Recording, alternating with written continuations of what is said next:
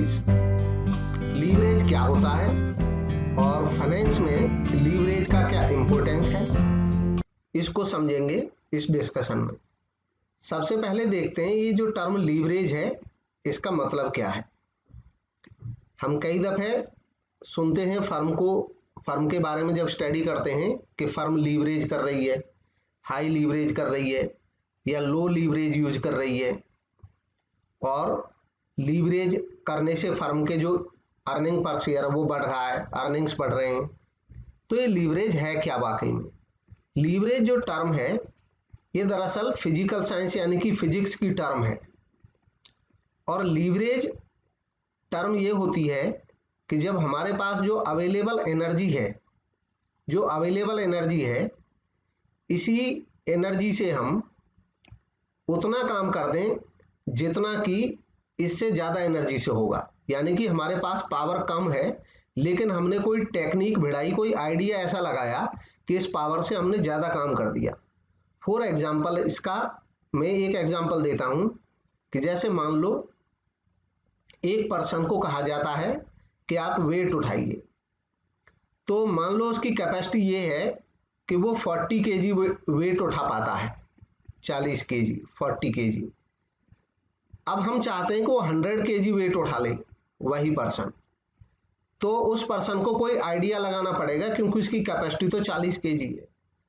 तो हो सकता है कि वो किसी लीवर का यूज करे। लीवर का मतलब होता है कि वो कोई भी ऐसी टेक्निक यूज करे कि 100 केजी उठा दे। अब ये टेक्निक अलग अलग तरीके की होती हैं। जैसे मैं एक एग्जांपल यहाँ पे दे रहा हूँ। मान लो उसने एक लकड़ी का फ्रेम यूज किया और लकड़ी इस तरीके से थोड़ा सा स्लेट करके रखी और उस पर यहाँ पे 100 केजी वजन रखा। अब ये लकड़ी को उठाएगा इधर से तो ये 100 केजी को आसानी से उठा सकता है या इसके मतलब ज्यादा वेट उठा सकता है। आपने देखा होगा कुली वगैरह रेलवे स्टेशन पे अपने सर पे जो वजन रखते हैं उसकी एक लिमिट होती है, लेकिन जब वो छोटी सी एक कार्ट यूज करते हैं रेलवे स्टेशन पे पुल करने के लिए, खींचने के लिए, तो उस पर वो काफी ज्यादा वजन उठा लेते हैं। तो इस तरीके के एग्जाम्पल है लीवर के। या और भी ढेर सारे एग्जाम्पल है कि एक हैंडपंप होता है।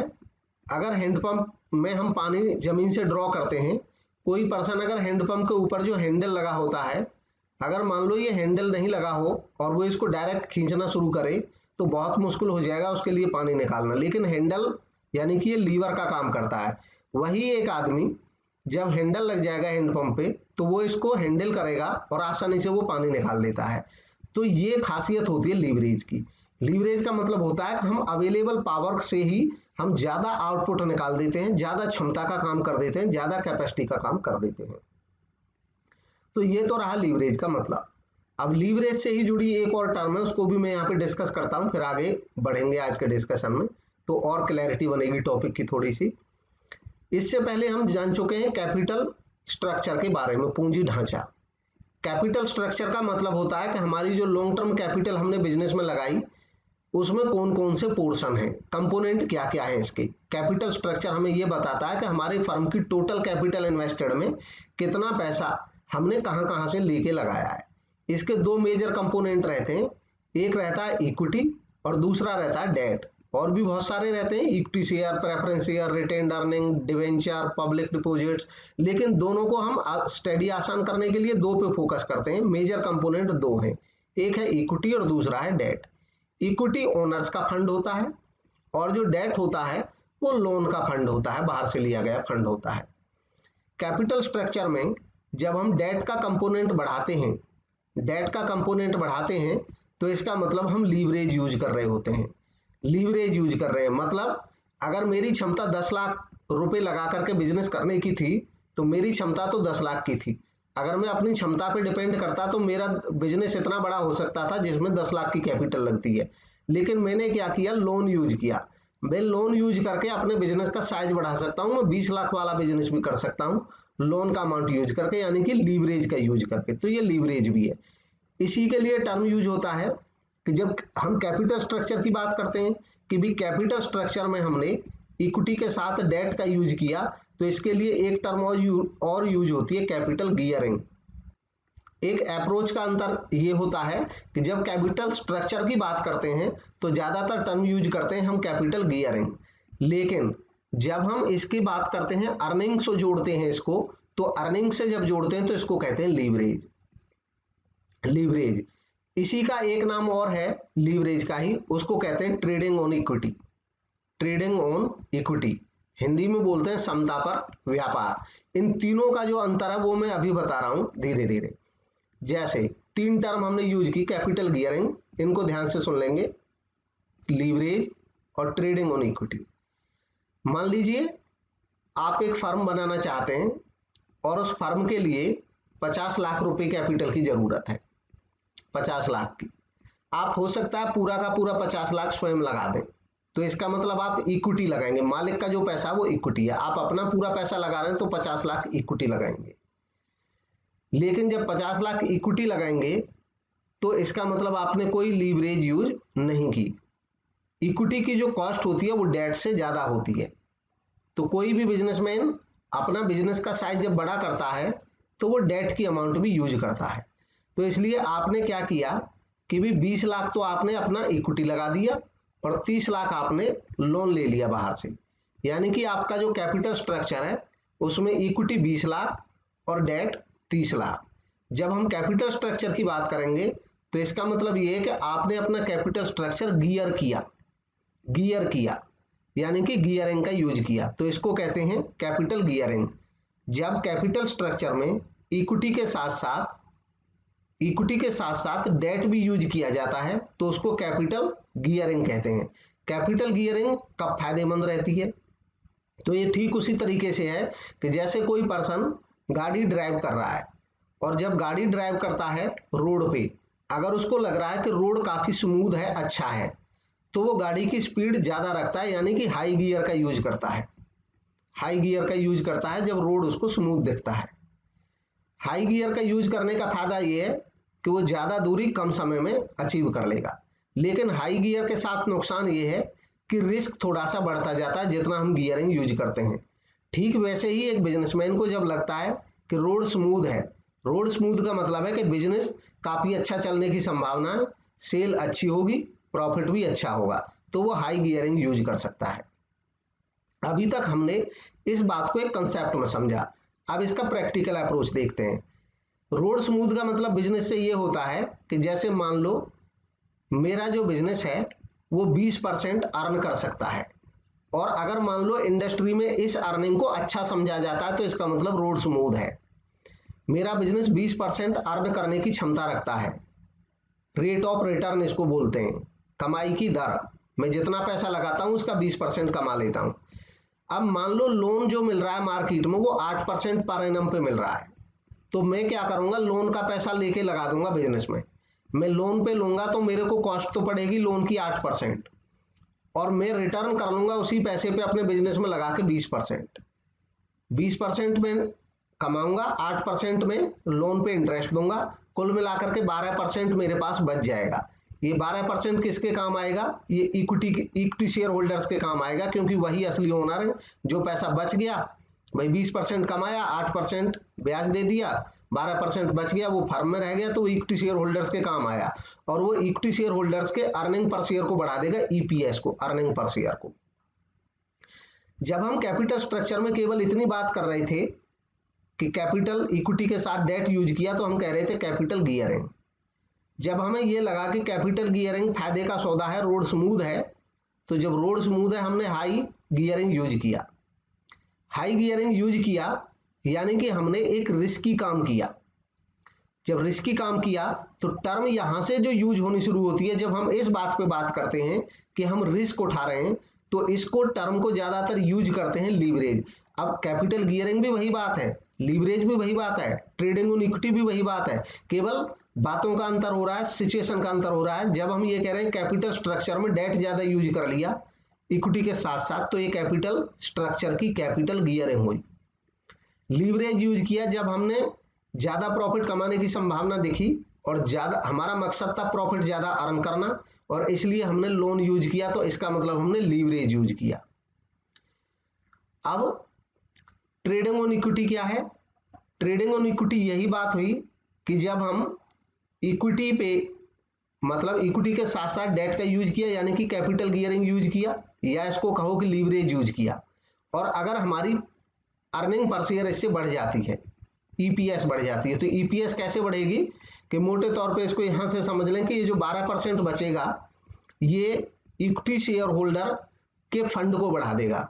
इक्विटी शेयर होल्डर की यानी कि जो अर्निंग लास्ट में बच जाती है सारा खर्चा देने के बाद जो अर्निंग हमारे पास बची रह जाती हैं वो इक्विटी शेयर होल्डर्स के लिए अवेलेबल प्रॉफिट को बढ़ा देगा, और इक्विटी शेयर होल्डर्स के अवेलेबल प्रॉफिट को बढ़ाने पे अर्निंग पर शेयर बढ़ जाएगी। जब अर्निंग पर शेयर बढ़ जाएगी तो इसको हम बोलते हैं कि अर्निंग पर शेयर अगर हमने बढ़ा लिया तो इसको बोलते हैं ट्रेडिंग ऑन इक्विटी।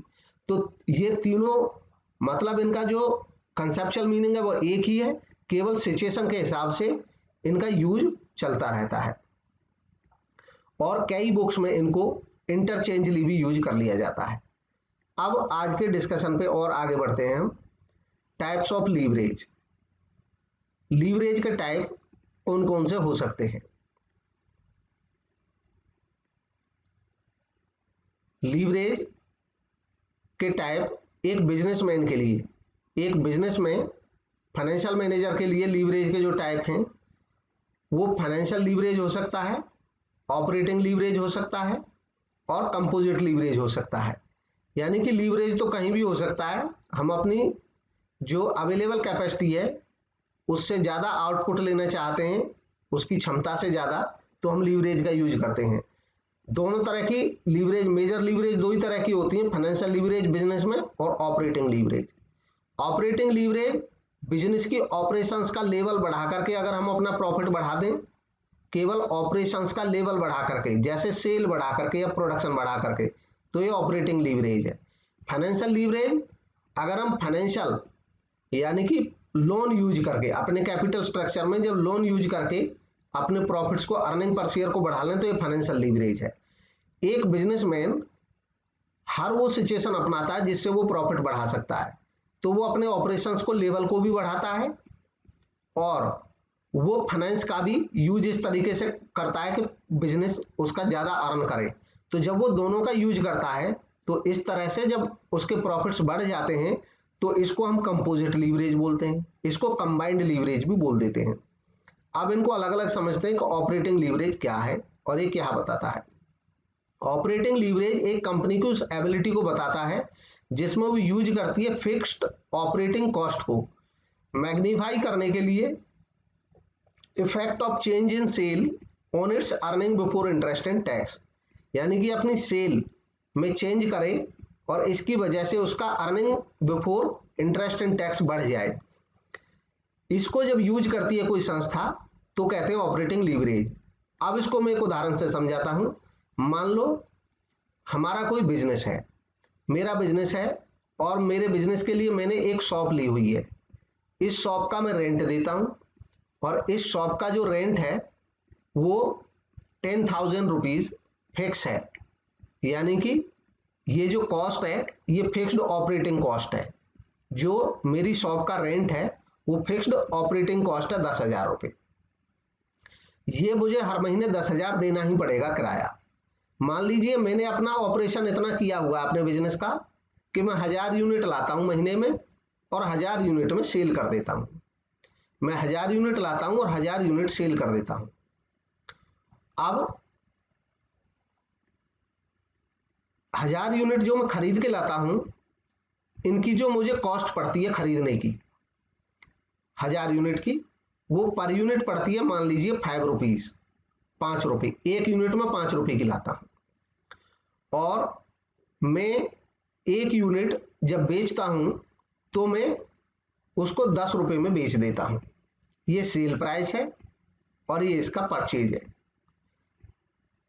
जो मैं परचेज करके ला रहा हूं, मान लो एक यूनिट 5 रुपये में परचेज करके ला रहा हूं, तो अगर मैं 1000 यूनिट पे बिजनेस कर रहा हूं, 1000 यूनिट के लेवल पे मैं काम कर रहा हूं, मेरा लेवल ये है कि मैं 1000 लाता हूं यूनिट महीने में और बेच देता हूं, तो इसका मतलब मेरी जो वेरिएबल कॉस्ट होगी इस सिचुएशन में मेरे बिजनेस में वो 5 रुपये पर यूनिट है, क्योंकि 5 का खरीद के ला रहा हूं। मैं एक खरीद के लाऊंगा तो 5 की आएगी, मैं 1000 खरीद के लाऊंगा तो 5000 की आएगी।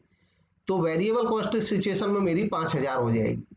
वेरिएबल कॉस्ट वेरी करती रहेगी, मैं जितना ज्यादा यूनिट खरीदूंगा उतना ज्यादा पैसा लग जाएगा। सेल करता हूं मैं 10 रुपये में। 10 रुपये में सेल करने का मतलब है कि मैं 1000 यूनिट सेल कर रहा हूं तो मैं 10,000 रुपये में सेल कर दूंगा, यानी कि जो टोटल सेल मेरी हो जाएगी, अगर मैं 1000 पे बिजनेस कर रहा हूं तो 10,000 की हो जाएगी। 10,000 की मैं सेल करता हूं और वेरिएबल कॉस्ट मेरी 5,000 है, तो मेरे पास रुपया जो बच जाएगा वो 5,000 बच जाएगा। ये जो 5,000 मेरे पास रुपया बच रहा है, भाई मैं खरीद के लाया 5,000 की 1,000 यूनिट्स को और बेच दी मैंने 10,000 की, तो 5,000 रुपये मेरे पास बच गए।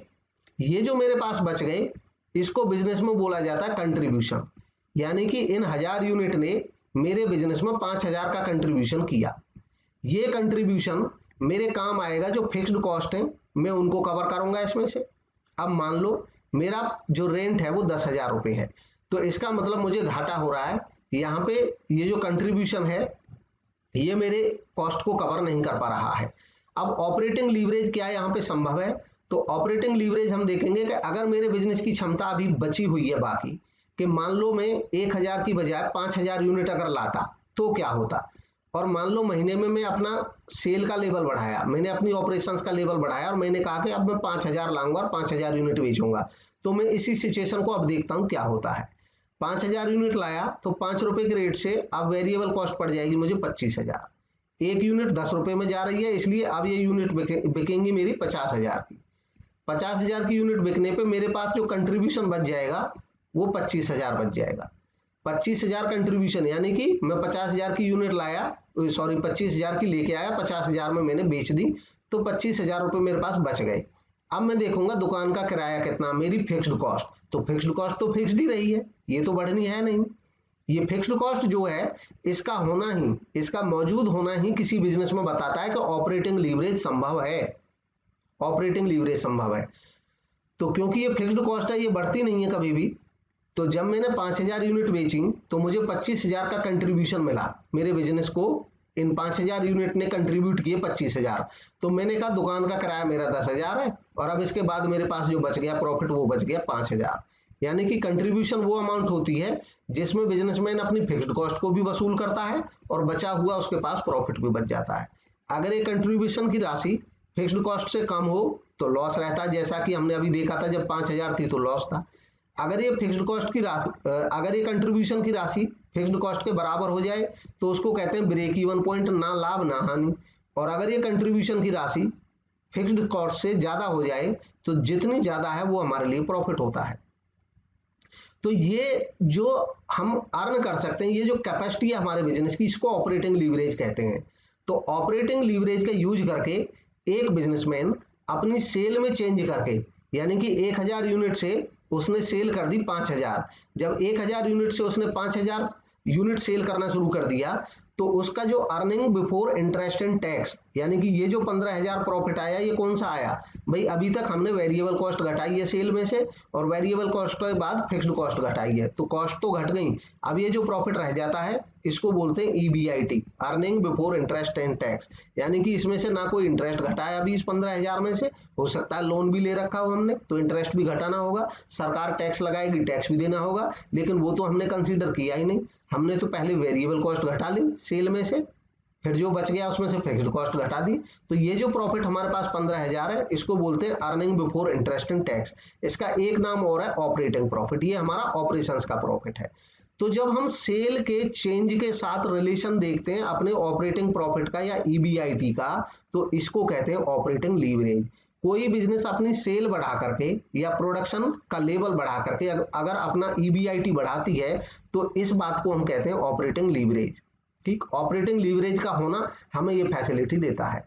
इसको फॉर्मूले के रूप में हम ऐसे पढ़ते हैं कि ऑपरेटिंग लीवरेज बराबर होगा C यानी कि कंट्रीब्यूशन अपॉन ऑपरेटिंग प्रॉफिट यानी कि EBIT। कंट्रीब्यूशन मतलब ये जो कंट्रीब्यूशन है 25,000 और अपॉन ऑपरेटिंग प्रॉफिट EBIT 15,000। अगर हम लीवरेज जानना चाहें तो इस फर्म की लीवरेज आ जाएगी कितना, ये 25,000 रुपए जो यहाँ पे कंट्रीब्यूशन था अपॉन 15,000 रुपए ये जो प्रॉफिट था। अगर पर यूनिट दे रखा होता है तो इसको पर यूनिट आप कैलकुलेट कर सकते हैं, टोटल दे रखा है तो टोटल कर सकते हैं। ये जो इंफॉर्मेशन आएगी ये हमें बताएगी कि लीवरेज कितना है। 25 को 15 से डिवाइड कर देंगे, जितना आ जाएगा ये हमारा निकल आएगा यहाँ पे ऑपरेटिंग का लीवरेज। अब देखते हैं डिग्री ऑफ ऑपरेटिंग लीवरेज क्या है। डिग्री ऑफ ऑपरेटिंग लीवरेज हमें बताता है ये भी मतलब रिजल्ट एक ही रहता है, चाहे आप ऑपरेटिंग लीवरेज निकालो या degree of operating leverage. Degree of operating leverage हमें ये बताता है कि सेल के साथ जो earning before interest and tax है, इनमें चेंज किस डिग्री पे होता है, ये उसको मापता है। तो इसमें फॉर्मूला क्या हो जाता है, परसेंटेज चेंज इन ईबीआईटी, यानी कि earning before interest and tax में कितना परसेंट चेंज हुआ। जैसे ये ईबीआईटी है तो इसमें परसेंटेज चेंज, ये तब यूज होता है डिग्री ऑफ ऑपरेटिंग लीवरेज जब हमें दो सिचुएशन दे रखी हो। जैसे एक सिचुएशन दे रखी है 5000 यूनिट अगर बेचें, अगर हम निकालें कि अगर हम 6000 यूनिट बेचेंगे तो यही क्वेश्चन कैसे होगा। जब आप 6000 यूनिट पे निकालोगे इसको, तो इसका वेरिएबल कॉस्ट 6 गुना 5 30,000 हो जाएगा। इसकी सेल 6 गुना 10 60,000 हो जाएगी। 60 में से 30 गया तो 30,000 आपके पास बच जाएगा कंट्रीब्यूशन। अब कंट्रीब्यूशन में 25 और 30 में जो अंतर है उसको चेंज इन कंट्रीब्यूशन कहेंगे। सेल में जो अंतर है, पहले 50,000 थी अब 60,000 हो गई, इसको चेंज इन सेल कहेंगे। और प्रॉफिट में जो अंतर आ जाएगा उसको चेंज इन प्रॉफिट कहेंगे। तो percentage of change in EBIT upon percentage of change in sales, इन दोनों को जब निकालेंगे तो डिग्री ऑफ ऑपरेटिंग लीवरेज आ जाएगा। इसको आप चेक करके देख सकते हैं, कोई भी डेटा लें, कोई भी अमाउंट लें और इसको चेक करके देख लें, सिंपली ये निकल आएगा। नेक्स्ट है फाइनेंशियल लीवरेज। अब फाइनेंशियल लीवरेज क्या है, हमने देखा अभी तक ऑपरेटिंग लीवरेज में एक फर्म अपनी सेल में चेंज करके अपने earning before interest and tax में ईबीआईटी में चेंज ला सकती थी, और इसको हम ऑपरेटिंग लीवरेज कहते हैं। और ये संभव तब होता है जब फर्म के पास कुछ फिक्स्ड कॉस्ट अवेलेबल रहती है। अगर सारी कॉस्ट उसकी वेरिएबल रहेंगी तब ये संभव नहीं होगा, क्योंकि जिस रेशो में वो बढ़ाएगा, जिस रेशो में सेल को बढ़ाएगा, उसी रेशो में उसकी वेरिएबल कॉस्ट भी बढ़ती चली जाएंगी। तो फाइनेंशियल लीवरेज क्या होता है, ईबीआईटी तक का जो मामला है ये ऑपरेटिंग का लीवरेज है। अभी तक ये फर्म की ऑपरेटिंग एफिशिएंसी जो है ये उसको दिखाता है, तो ऑपरेटिंग लीवरेज ऑपरेटिंग एफिशिएंसी से रिलेट करता है। जब आपका ईबीआईटी आ जाता है earning before interest and tax, अब आप घटाते हैं इंटरेस्ट, लेस करेंगे इंटरेस्ट जब आप लेस करेंगे तो आपके पास आ जाएगा earning before tax EBT, earning before tax, tax से पहले की अर्निंग। इसके बाद आप टैक्स पे करते हैं, और टैक्स पे करने के बाद आपके पास जो बचता है वो बच जाता है earning available to equity share holders. और अर्निंग अवेलेबल जो इक्विटी शेयर होल्डर्स के लिए होती है, इसके नीचे अगर नंबर ऑफ शेयर लिखेंगे तो आपके पास आ जाता है ईपीएस। ये एक सीक्वेंस है, इसको आप आराम से देख सकते हैं, समझ सकते हैं। ये एक सीक्वेंस है कि हमारे पास जो पहले सारे खर्चे काटने के बाद जो प्रॉफिट आया वो ऑपरेटिंग प्रॉफिट, या इसको earning before interest and tax कहते हैं। इसमें से फिर इंटरेस्ट घटाते हैं तो हमारे पास अर्निंग बिफोर टैक्स आ जाती है, यानी कि टैक्स से पहले की अर्निंग, क्योंकि ब्याज घटा दिया। फिर टैक्स भी अगर हम घटा देते हैं, मान लो टैक्स भी इसमें से लेस कर दें, तो हमारे पास बच जाती है earning available to equity share holder. और इक्विटी शेयर होल्डर के लिए जो अर्निंग अवेलेबल है उनमें हम इक्विटी शेयर होल्डर का डिवाइड कर देंगे तो अर्निंग पर शेयर आ जाएगा। ये मोटा सीक्वेंस, कॉमन सा सीक्वेंस बताया मैंने, इसके बीच में और भी आइटम हो सकते हैं हालांकि। तो अभी इस पे हम गौर करते हैं। अगर कोई बिजनेसमैन लोन का अमाउंट यूज करे, और लोन का अमाउंट यूज करे तो उसको इंटरेस्ट का बेनिफिट मिलेगा। अगर मान लो उसने लोन यूज ही नहीं किया तो उसको इंटरेस्ट रहेगा ही नहीं, तब उसका जितना भी अमाउंट होगा सीधा उसमें टैक्स कट जाएगा।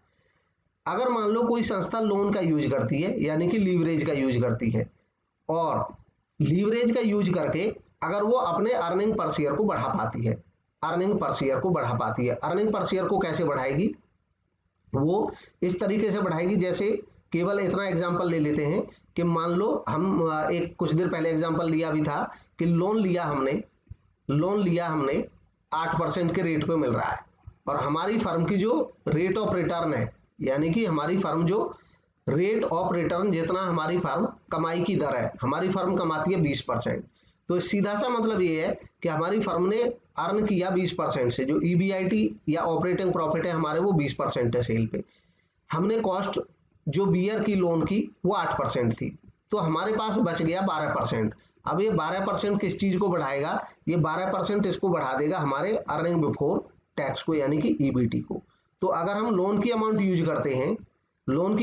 करते हैं तो हमारा जो 12% घटेगा, भाई ब्याज तो हम कितना काट देंगे 8%। आप यूं समझो कि हमने 20 रुपए कमाए, 100 रुपए हमने लगाए लोन, 100 रुपए लगा के हमने 20 रुपए कमा लिए। अब उस 100 रुपए का ब्याज किसी को 8 रुपए दे दिया तो 12 रुपए तो हमारे पास बच गया। ये 12 रुपए हमारे किसको बढ़ा देगा, ईबीटी को बढ़ा देगा 12 रुपए, यानी कि ये अर्निंग्स को बढ़ा देता है 12 रुपए से।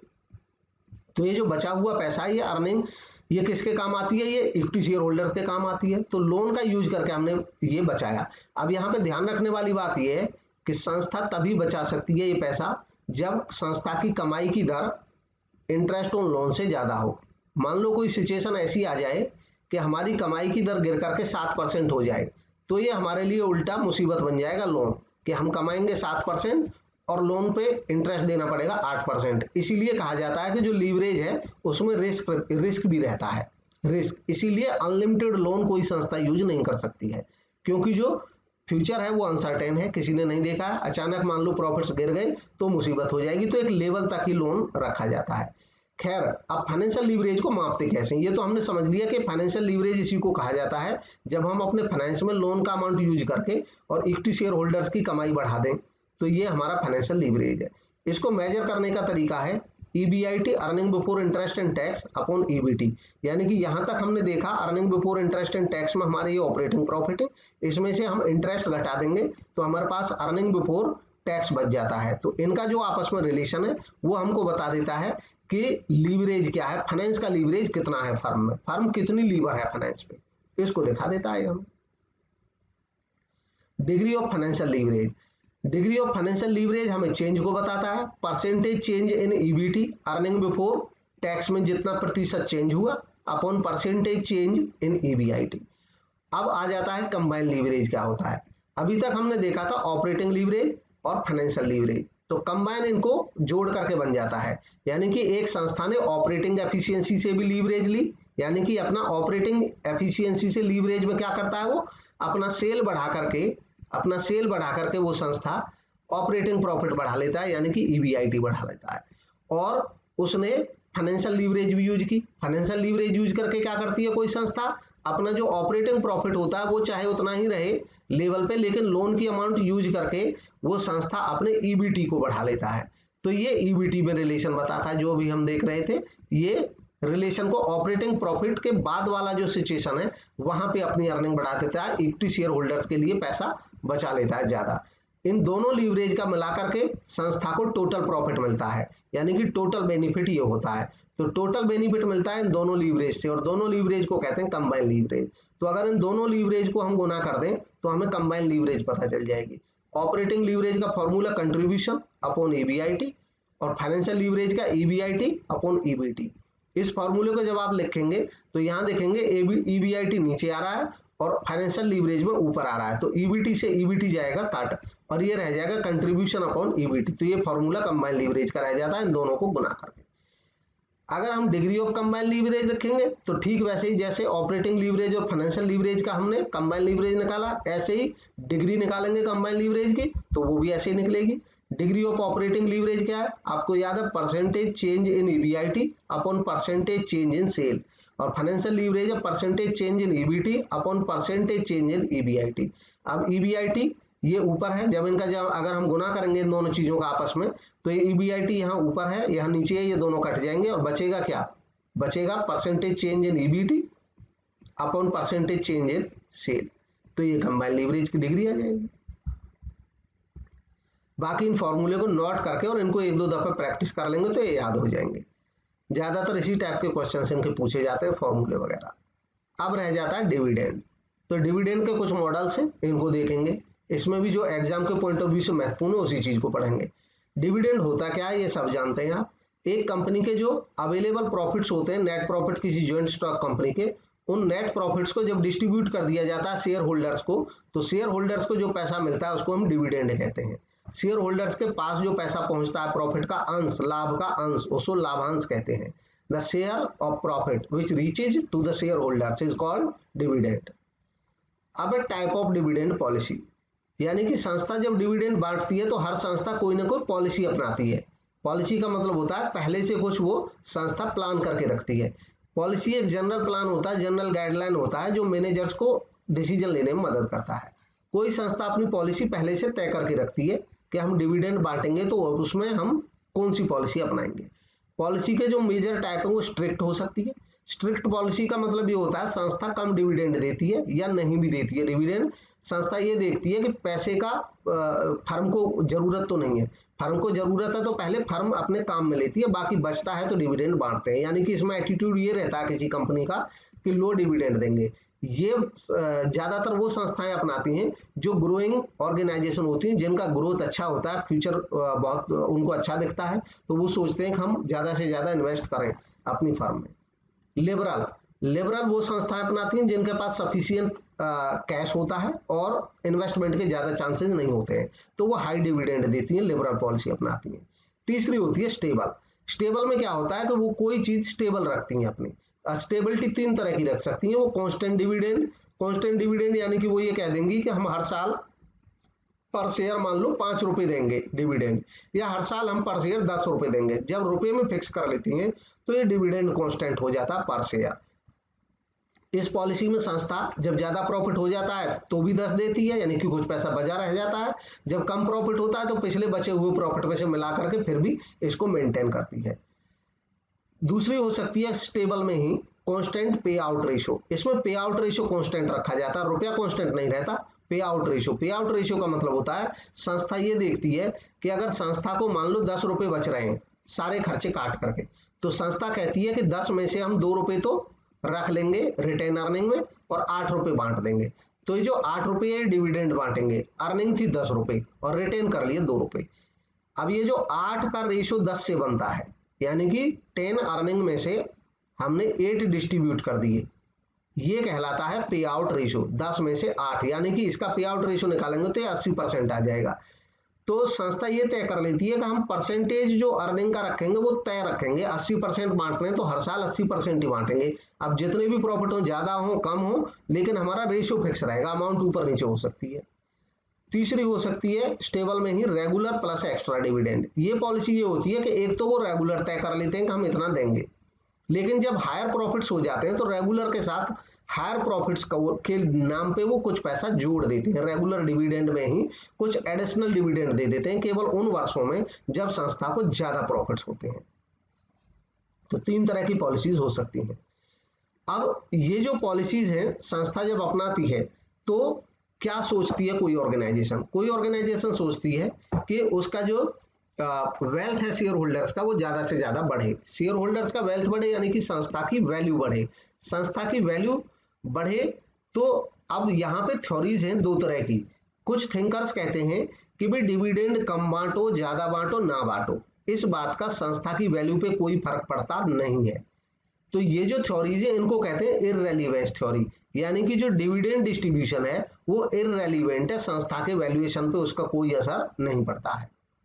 दूसरी थ्योरी कहती हैं, वो ये कहती हैं कि रेलिवेंट है कि आप डिविडेंड जब बांटते हो तो उसका असर संस्था की वैल्यू पे बढ़ता है, क्योंकि आप जब डिविडेंड बांटते हो तो उससे जो शेयर मार्केट में इंफॉर्मेशन जाती है उससे हो सकता है शेयर्स की वैल्यू बढ़ जाए, हो सकता है शेयर्स की वैल्यू गिर जाए। और शेयर्स की वैल्यू बढ़ेगी या गिरेगी तो इसका मतलब संस्था की वैल्यूएशन पे भी फर्क पड़ेगा। तो वो कहती है रेलिवेंट है डिविडेंड डिस्ट्रीब्यूशन, इसलिए डिविडेंड पॉलिसी सोच समझ करके बनाई जानी चाहिए। तो दोनों तरह की थ्योरीज को देखते हैं। सबसे पहले रेलिवेंस थ्योरी। रेलिवेंस थ्योरी में जो महत्वपूर्ण थ्योरी है उनको देखेंगे। रेलिवेंस थ्योरी ये कहती है कि डिविडेंड पॉलिसी अफेक्ट करती है एक फर्म की वैल्यू को। तो इसमें 2 मॉडल महत्वपूर्ण है। एक है वॉल्टर का मॉडल। वॉल्टर में प्रोफेसर जेम्स ई वॉल्टर ये कहते हैं कि डिविडेंड पॉलिसी फर्म की वैल्यू को प्रभावित करती है, ये मोटे तौर पर ये बताते हैं। ये मॉडल बेस्ड है रिलेशनशिप पे, रेट ऑफ रिटर्न पे और कॉस्ट ऑफ कैपिटल पे। अब ये थ्योरी कहती क्या है? वॉल्टर ये कहते हैं कि जैसे भाई मान लो अगर हम डिविडेंड बांटते हैं, यहां से इसको समझें। वॉल्टर ये कहते हैं कि अगर कोई कंपनी डिविडेंड बांटती है अपना, तो वो डिविडेंड पहुंचता है किसके पास? शेयर होल्डर के पास। तो शेयर होल्डर को कैश मिल जाता है। अब जब शेयर होल्डर को ये कैश मिल जाएगा तो ये शेयर होल्डर उसको मार्केट में इन्वेस्ट कर सकता है, और मार्केट में इन्वेस्ट करेगा तो ये कमाएगा शेयर होल्डर। शेयर होल्डर मान लो मार्केट में लगाता है पैसा, तो मार्केट में जो रेट उसको मिलेगा, मार्केट में जो रेट मिलेगा उसको उतने पे वो कमाएगा। मान लो मार्केट में उसको 10% रिटर्न मिल जाता है, ये एवरेज रेट ले लिया हमने मार्केट का। तो अगर शेयर होल्डर के हाथ में ये पैसा चला जाता है कैश, तो वो 10% मार्केट में कमा लेगा। अब कंपनी अगर ये चाहती है कि ये पैसा शेयर होल्डर ना ले, तो शेयर होल्डर कहेगा कि भाई तुम कंपनी में इतना कमाओ, इससे अर्न करो। यानी कि अगर हमें नहीं बांट रहे हो तो कंपनी में इस पैसे को इस तरीके से यूज करो कि ये कुछ अर्निंग करे। तो कंपनी कहती है कि देखो अगर आप लेते हो तो मान लिया आप मार्केट में 10% कमाओगे, लेकिन हमारी संस्था जो कमा रही है, हमारा जो रेट ऑफ रिटर्न है कमाई की दर, वो तो 20% है। कि अगर तुम इस कैश को छोड़ दोगे, अगर आप इस कैश को छोड़ दोगे, ये वॉल्टर कहते हैं कि अगर आप इस कैश को छोड़ दोगे मतलब डिविडेंड नहीं लोगे, तो हम इसी कैश को जब इसमें अपनी संस्था में लगाएंगे तो हमारी संस्था 20% कमाएगी, और ये 20% की जो कमाई है ये हमारी संस्था कमाएगी और आप हमारी संस्था के मालिक हो। तो आप अगर मार्केट में इस पैसे को ले जाके अपने आप हम डिविडेंड बांट दें और आप कमाओगे तो 10% कमाओगे, और आप डिविडेंड छोड़ दो तो हम 20% कमा लेंगे आपके लिए। तो ये जो सिचुएशन है यहाँ पे ये ज्यादा बेनिफिट में होगी और इससे संस्था की वैल्यू बढ़ेगी। तो ऐसे केस में शेयर होल्डर का जो वेल्थ है वो बढ़ जाएगा। तो वॉल्टर का मॉडल ये कहता है कि अगर किसी संस्था का रेट ऑफ रिटर्न ज्यादा अच्छा है, यानी कि जो रेट ऑफ रिटर्न है वो ज्यादा अच्छा है, किससे ज्यादा अच्छा? कॉस्ट ऑफ कैपिटल पे। अब ये कॉस्ट ऑफ कैपिटल क्या है इसको भी समझ लें। देखो, कॉस्ट ऑफ कैपिटल वो अमाउंट होती है जो एक कंपनी ये सोचती है कि हमें अपने इन्वेस्टर्स को पे करना पड़ेगा, मार्केट में इन्वेस्टर्स को पे करना पड़ेगा। अब इसको ऐसे भी सोच सकते हैं कि ये वो अमाउंट है जो इन्वेस्टर्स मार्केट में पैसा लगाएंगे तो उनको मिलता है। यानी कि इन्वेस्टर अगर लगाएंगे तो उनकी जो अर्निंग है वही कंपनियों के लिए कॉस्ट भी होती है, तो ये मॉडल ये मानता है कि जो कॉस्ट ऑफ कैपिटल है ये तो वो पैसा है जो कंपनी के लिए कॉस्ट होता है और इन्वेस्टर्स के लिए अर्निंग होता है। तो इन्वेस्टर अगर स्वयं मार्केट में लगाएंगे तो वो उतना ही कमा पाते हैं जितना कॉस्ट ऑफ कैपिटल है, और फर्म जो हमारी अर्न कर रही है वो आर है, रेट ऑफ रिटर्न। अब ये 3 सिचुएशन हो सकती है एक फर्म के साथ। हो सकता है उस फर्म का रेट ऑफ रिटर्न अच्छा हो, जैसे हम 20% कमाते हैं और जो के है कॉस्ट ऑफ कैपिटल वो 10% है। तो हम अपने शेयर होल्डर्स को समझाएंगे कि भाई तुम मार्केट में कहीं लगाओगे भी तो 10% ही कमाओगे, और तुम छोड़ दोगे तो हमारी कंपनी 20% कमा लेगी, वो तुम्हारे ही काम आएगा। तो ऐसे केस में पे आउट रेशियो शुड बी 0, यानी कि संस्था कोई पे आउट नहीं करेगी, क्योंकि संस्था का पैसा संस्था में रह जाएगा तो ही ज्यादा अच्छा है, संस्था 20% कमा ले रही है। तो डिविडेंड पॉलिसी संस्था को अब इस हिसाब से अपनी तय करनी चाहिए। ये वो मॉडल है जिसको हम रेलिवेंट कह रहे हैं, यानी कि संस्था की फर्म को इंपैक्ट करेगा। अगर हम इस पैसे को बचा के रख लेंगे तो इस संस्था में बचा रह जाएगा और इससे शेयर होल्डर्स की वेल्थ बढ़ जाएगी। दूसरा सिचुएशन हो सकता है किसी संस्था की कि जब उसका रेट ऑफ रिटर्न डाउन हो कॉस्ट ऑफ कैपिटल से। ये तब होता है जब किसी कंपनी के बुरे दिन होते हैं, यानी कि मार्केट खराब चल रहा है, मार्केट की कंडीशन कि अगर इन्वेस्टर को हम शेयर होल्डर को डिविडेंड दे देते हैं तो वो 10% कहीं कमा लेगा और हमारी कंपनी की अर्निंग अभी अच्छी है नहीं। अगर वो हमारी कंपनी में पैसा रह जाता है तो हमारी अर्निंग तो बहुत कम चल रही है, 5% चल रही है। तो ऐसे केस में डिविडेंड बांट देना ज्यादा अच्छा है। शेयर होल्डर कहेंगे कि भाई हम पैसा छोड़ दें तो तुम तो 5% कमाओगे, हमें दे दो, हम 10% कमा लेंगे। यानी कि इस केस में संस्था डिविडेंड ज्यादा अगर शेयर होल्डर्स को दोगी तो ज्यादा अच्छा रहेगा। शेयर होल्डर्स को डिविडेंड मिलेगा तो मार्केट में ज्यादा अच्छी संस्था की इमेज भी बन सकती है और इससे शेयर्स की वैल्यू भी बढ़ सकती है। तो यहाँ पे ये नीति जो है ये हित में रहेगी, इंटरेस्ट में रहेगी। तीसरी सिचुएशन हो सकती है जब रेट ऑफ रिटर्न बराबर हो के यानी कि कॉस्ट ऑफ कैपिटल पे। तो जितना शेयर होल्डर मार्केट में कमाएगा उतना ही हमारी फर्म भी कमा रही है। इस केस में इंडिफरेंस रहता है। इंडिफरेंस यानी कि कोई डिफरेंस नहीं है। अभी संस्था चाहे डिविडेंड बांट दे, चाहे डिविडेंड कम बांटे, चाहे ज्यादा बांटे, कोई फर्क नहीं पड़ता है। जितना शेयर होल्डर कमाता है उतना ही संस्था भी कमाती है। संस्था में पैसा रह गया तो संस्था भी 10% कमाएगी और शेयर होल्डर को डिविडेंड मिल गया तो वो भी मार्केट में 10% कमा ही लेगा। तो इंडिफरेंट रहेगा, यहाँ पे कैसी भी पॉलिसी कोई संस्था अपना सकती है। तो ये हुआ वॉल्टर का मॉडल। अब वॉल्टर के मॉडल की कुछ एजम्पशन है। इसकी एजम्पशन है कि कंपनी यूज करती है रिटेन्ड अर्निंग्स को, यानी कि जो रिटेन्ड अर्निंग है कंपनी उनको यूज कर लेती है फाइनेंस में। दूसरी इनकी मान्यता ये है कंपनी कांस्टेंट रिटर्न रहता है और कॉस्ट ऑफ कैपिटल, मतलब कंपनी ने ये कांस्टेंट मान रखा था कि जो हम सोच रहे हैं कितना % रिटर्न रहता है या इतना % कॉस्ट ऑफ कैपिटल है, इसमें कोई अंतर आने वाला नहीं है, क्योंकि ये फ्यूचर के लिए डिसीजन लिया जाता है हमेशा। कि डिविडेंड हम बांटे ना बांटे, तो ये सारी बातें जो है फ्यूचर के लिए सोचती है संस्था। तो संस्था ये सोच के चल रही है कि जो हमारा रिटर्न है वो उतना ही रहेगा। ऐसे ही कंपनी का जो ईपीएस और डिविडेंड है वो भी कांस्टेंट रहेगा। ये अजम्पशन है इस मॉडल की। कंपनी का वेरी लॉन्ग फ्यूचर है, यानी कि कंपनी काफी लंबे समय तक चलेगी, तो पैसा संस्था में री इन्वेस्ट होता रहेगा, तो वो हम कर सकते हैं, लंबे समय तक संस्था चलेगी, ये अजम्पशन है। अब इसकी कुछ लिमिटेशन है मॉडल की। लैक ऑफ एक्सटर्नल फाइनेंसिंग, इस मॉडल में इस बात पे ध्यान नहीं दिया गया कि हम लोन भी ले सकते हैं, जबकि वास्तविकता ये है कि ज्यादातर संस्थाएं लोन का अमाउंट भी यूज करती हैं।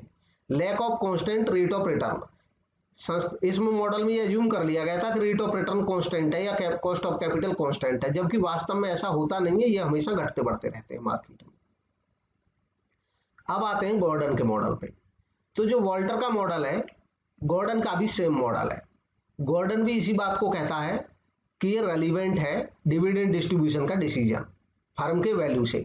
डिविडेंड का कम बांटना ज्यादा बढ़ना, ये फर्म की वैल्यू को इंपैक्ट करता है, प्रभावित करता है। थोड़ा सा केवल अंतर है, केवल उसको देख लेंगे, बाकी इसका भी डिस्कशन उन्हीं तीनों पे चलता है, रेट ऑफ रिटर्न पे और कॉस्ट ऑफ कैपिटल पे, वही तीनों सिचुएशन ये भी सोचते हैं।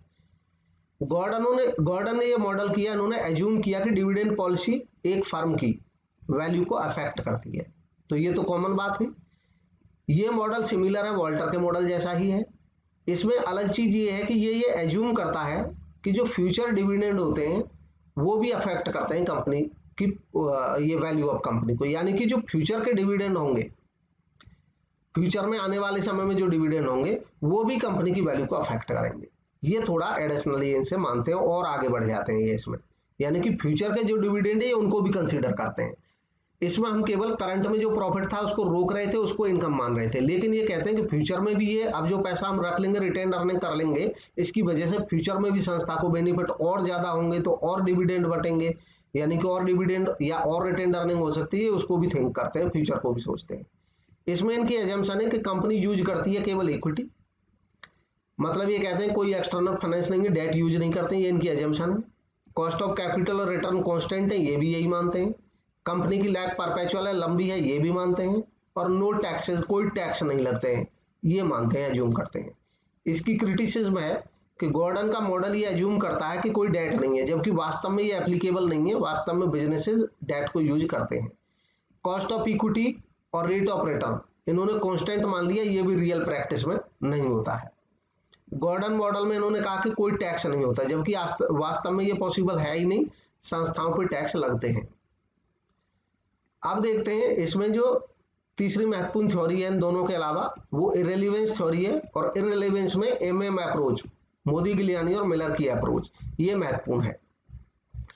मोदी गिलियानी और मिलर की थ्योरी कहती है इनकी अप्रोच के अनुसार कि डिविडेंड पॉलिसी एक कंपनी की इररिलेवेंट है, यानी कि कोई फर्क नहीं पड़ता है। It does not affect the value of the firm, ये फर्म की वैल्यू पे कोई अंतर नहीं डालती है।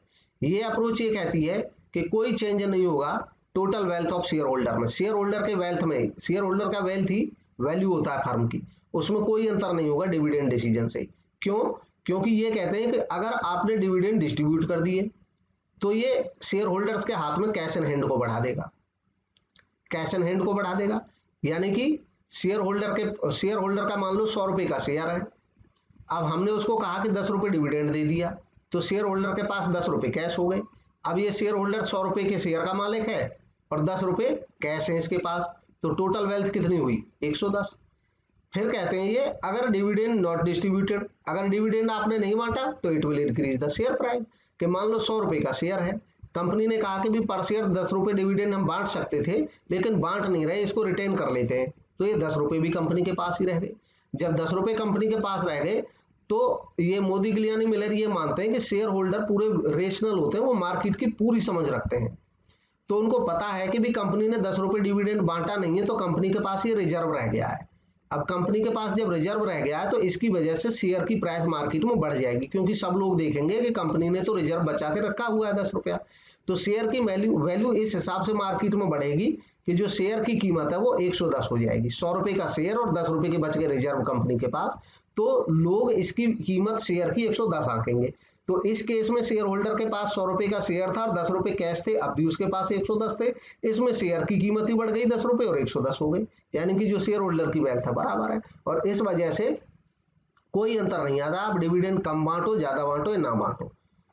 एमएम अप्रोच में अज्यूम किया जाता है कि कैपिटल मार्केट परफेक्ट है पूरी तरह से, इन्वेस्टर रेशनल है, समझदार है, विवेकशील है, कोई टैक्स नहीं लगते हैं और कोई रिस्क या अनिश्चितता नहीं है, यानी कि कोई रिस्क नहीं है किसी भी तरह की मार्केट में। लेकिन इसकी कुछ क्रिटिसिज्म है, टैक्स इंपैक्ट, कि भी टैक्स तो लगता ही है, जबकि इसमें टैक्स को बिल्कुल भी कंसीडर ही नहीं किया। आप अगर डिविडेंड डिस्ट्रीब्यूट करोगे तो डिविडेंड डिस्ट्रीब्यूशन टैक्स लगेगा। डिजायर ऑफ करंट इनकम, लोगों की इच्छाएं होती है करंट में इनकम मिल जाए, कि जैसे 10 रुपए मान लो शेयर होल्डर को ना बांट करके कंपनी के पास ही रह गए, तो भाई शेयर होल्डर को तो नहीं मिले ना 10 रुपए, और 10 रुपए जो करंट में मिलते तो करंट का आकर्षण अलग रहता है लोगों के माइंड में, ठीक है, इसमें उस चीज को ध्यान नहीं दिया गया। तीसरा अनसर्टेनिटी, ये कह रहे थे कि मार्केट में कोई अनसर्टेनिटी नहीं है, जबकि वास्तव में मार्केट में पूरी तरह से अनसर्टेनिटी हमेशा बनी रहती है। चौथा फ्लोटेशन कॉस्ट, इन्होंने ये कहा कि भी हम अगर 10 रुपए संस्था में रखे रहने दें या बांट दें, यानी कि इन्होंने इस चीज को कंसीडर ही नहीं किया कि भी हम डिविडेंड ना बांटेंगे या ज्यादा बांटेंगे तो उसका कोई फर्क पड़ेगा। अगर संस्था डिविडेंड बांट देगी तो फाइनेंसिंग के लिए इसको मार्केट में शेयर इशू करने पड़ेंगे या डिवेंचर इशू करने पड़ेंगे, वहां से पैसा लेना पड़ेगा, यानी कि ये 10 रुपए प्रॉफिट के नहीं छोड़ेंगे, और अगर कंपनी को 10 रुपए की जरूरत पड़ेगी तो ये मार्केट से लेगी 10 रुपए। जब ये मार्केट से 10 रुपए लेगी तो ये 10 रुपए नहीं मिलेंगे इसको, इस पे फ्लोटेशन कॉस्ट भी लगेगी, शेयर के इशू की कॉस्ट भी लगेगी, यानी कि उस समय संस्था को ये लॉस पड़ जाएगा। तो अगर संस्था अपनी रिटेन्ड अर्निंग रख लेगी तो इस संस्था की वैल्यू ज्यादा होगी, और अगर ये इसको ना रख करके बाहर से जब 10 रुपए लाएगी तो 10 रुपए बाहर से लाने पे, लोन लाने पे संस्था की जो वैल्यू है वो कुछ डाउन हो जाएगी, क्योंकि ये 10 रुपए में से कुछ खर्चा कट जाएगा 2 रुपए, तो इस तरीके से जो वैल्यूएशन है उसमें अंतर आ जाते हैं फ्लोटेशन कॉस्ट की वजह से। तो ये इसकी लिमिटेशंस है।